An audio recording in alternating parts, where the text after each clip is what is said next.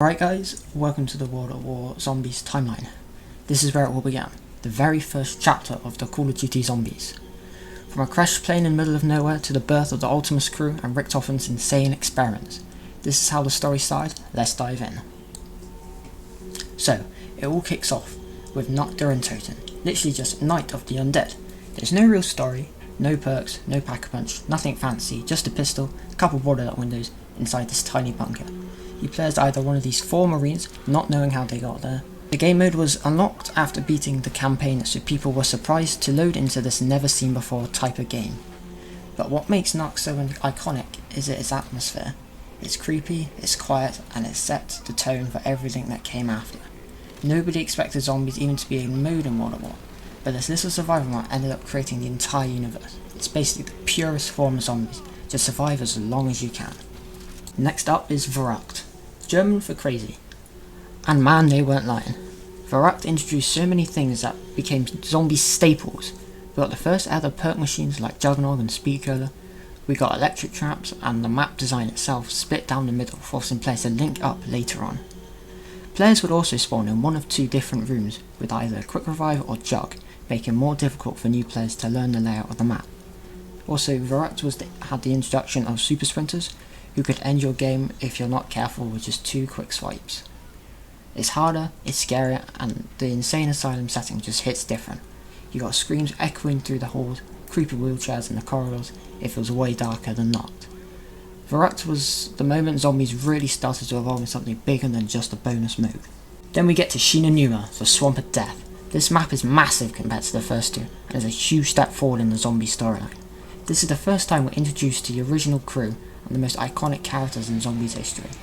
Dempsey, Nikolai, Takeo, and of course Edward Richtofen. Each of them has their own personality, their own voice lines, and it instantly gave the mode character and made it so iconic. Shinonuma also introduced the Wonder Weapon, the iconic Wunderwaffe DG2. This changed the way people played the game. It's also introduced Hellhounds, adding a scary but exciting element to the game. In World at War, Hellhounds were actually difficult, and unlike later entries, they also were a type of relief round, as they would drop a max ammo, allowing the player to survive longer. Shinonuma is also considered one of the easiest maps to get high rounds with the introduction of Hellhounds and the 24 zombie cap limit, meaning only 24 zombies could spawn around, making it pretty easy just to kill them with a few shots of the Wunderwaffe, get a dog round, get a max ammo, and just survive. And with its swampy layout, random perk location, creepy atmosphere, Shinonuma showed just how much potential zombies had for exploration and replayability. And finally, we got Der Riese. Honestly, this is where the zombies storyline really takes off. Der Riese introduced Pack-a-Punch, which let you upgrade your weapons, and that alone changed zombies forever. But it also expanded the lore massively.